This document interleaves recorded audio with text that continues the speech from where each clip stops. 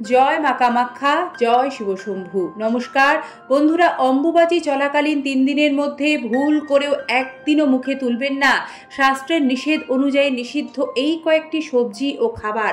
সে আপনি অম্বুবাচী ব্রত পালন করুন বা না করুন, খাদ্যের এই বিধিনিষেধের সাথে ব্রত পালনের কোনো সম্পর্ক নেই। সম্পর্ক রয়েছে শরীর স্বাস্থ্য ভালো রাখার ও প্রকৃতির ভারসাম্য বজায় রাখার। হিন্দু শাস্ত্র মতে অন্যতম গুরুত্বপূর্ণ তিথি অম্বুবাচী। আপনি যদি সারাটা বছর সুস্থ ও নিরোগ থাকতে চান তাহলে বলবো অম্বুবাচীতে খাদ্যের এই বিধিনিষেধ সকলেই পালন করবেন, এতে উপকৃত হবেন। অম্বুবাচী স্থানভেদে বিভিন্ন নামে পরিচিত, কোথাও অমাবতী, কোথাও রজ উৎসব। 2025 সালে অম্বুবাচী শুরু হচ্ছে 22শে জুন, এর নিবৃত্তি অর্থাৎ শেষ হবে 25শে জুন। বন্ধুরা, এবারে আপনাদের বিস্তারিত জানাবো অম্বুবাচীর এই 3 দিন কোন খাবারগুলি একেবারে কোনোভাবে কেউই খাবেন না এবং কেন খাবেন না। অম্বুবাচী হলো মা কামাখ্যা ও ধরিত্রী মাতার ঋতুকাল, প্রকৃতির এক আধ্যাত্মিক বার্তা, যা আষাঢ় মাসে কৃষ্ণপক্ষের 7ম তিথি থেকে 3 দিন পর্যন্ত পালিত হয়। এই সময়কালে ভারী বৃষ্টিপাত হয়। এ সময়টিকে বলা হয় ধরিত্রী দেবীর ঋতুমতী হওয়ার সময়। এ সময় কোনো শুভ কাজ করা হয় না।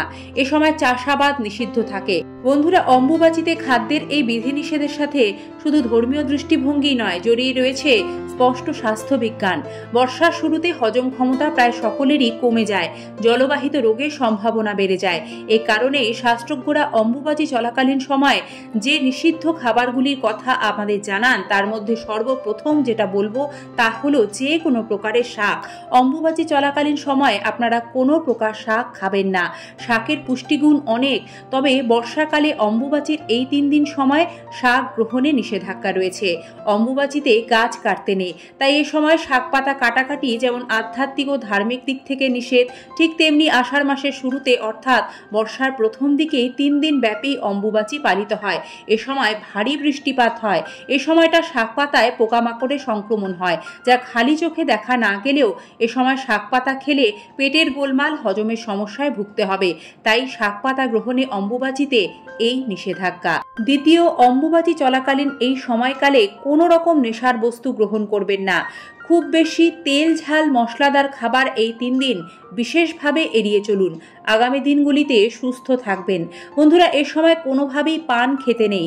অনেকের পানের নেশা রয়েছে, তবে অম্বুবাচীতে পান খাবার ওপর কঠোর নিষেধাজ্ঞা রয়েছে, তাই এড়িয়ে চলুন অম্বুবাচীর 3 দিন পান। এ সময় দই খাবেন না। কোনো দই এ সময় খেতে নেই, এতে শ্লেষ্মা বৃদ্ধি পায়, ফলে ঠান্ডা লাগাজনিত সমস্যা, কফ কাশির সমস্যায় ভুগতে হয়। অম্বুবাচী চলাকালীন সময় কোনো রকম তেতো খাবার যেমন উচ্ছে, করলা, নিম পাতা ইত্যাদি ভুলেও গ্রহণ করবেন না। বন্ধুরা, অম্বুবাচী চলাকালীন সময় কোনোভাবেই শুকনো লঙ্কা খেতে নেই, তা গোটা শুকনো লঙ্কা হোক বা শুকনো লঙ্কার গুঁড়ো। ভারী বর্ষায় শুকনো লঙ্কায় জীবাণু আক্রমণে লঙ্কা খুব দ্রুত পচন ধরে। শুকনো লঙ্কাগুলির মধ্যে সাদাটে ফাঙ্গাস হয়ে যায়, যা খালি চোখে অনেক সময় বাইরে থেকে দেখা না গেলেও ভুলবশত খেয়ে ফেললে পেটের মারাত্মক সমস্যায় পড়তে হয়। তাই শুকনো লঙ্কা গ্রহণে অম্বুবাচীতে এই নিষেধ রয়েছে। অম্বুবাচী চলাকালীন এই 3 দিন বিশেষভাবে পেঁয়াজ রসুন বর্জন করুন, এতে আপনার শরীর ভালো থাকবে। কেননা অম্বুবাচীর ভারী বৃষ্টিপাতে, বর্ষার স্যাঁতস্যাঁতে আবহাওয়ায় বাড়িতে থাকা পেঁয়াজ রসুন খুব দ্রুত পচন ধরে এবং পেঁয়াজ রসুনে সংক্রমণজনিত বিভিন্ন রোগ হয়, যেগুলি খালি চোখে দেখা যায় না, তবে খেলে পেটের মারাত্মক সমস্যায় ভুগতে হয়। সে কারণেই এ সময় পেঁয়াজ রসুন এড়িয়ে চললে আপনার শরীর স্বাস্থ্য ভালো থাকবে।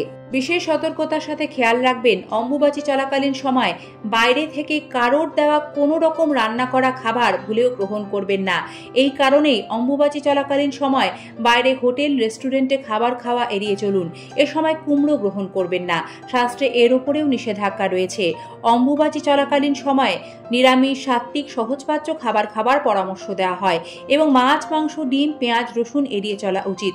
এ সময় রাতে দেরিতে খাবার খাবেন না, বেশি ভাজাভুজি খাবার খাবেন না এবং দই এড়িয়ে চলুন। শরীর ও মনের বিশ্রামের সঙ্গে সঙ্গে অম্বুবাচী রীতি এক শান্তিপূর্ণ সুচিতার বার্তা বহন করে।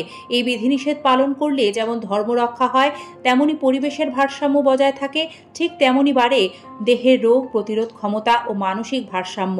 অম্বুবাচী চলাকালীন সময়ে যে কোনো একদিন আপনার সুবিধামতো অবশ্যই আমদুধ গ্রহণ করবেন, এতে সর্প ভয় দূর হয় এবং আমদুধ গ্রহণের আরও অনেক ভালো দিক রয়েছে। বন্ধুরা, অম্বুবাচীর খাদ্যের এই বিধিনিষেধ পালন করলে সারাটা বছর সুস্থ ও নিরোগ থাকবেন। জয় মা কামাখ্যা। মা কামাখ্যার কৃপা বর্ষিত হোক আপনাদের সকলের ওপর। শুভ অম্বুবাচী। ধন্যবাদ। নমস্কার।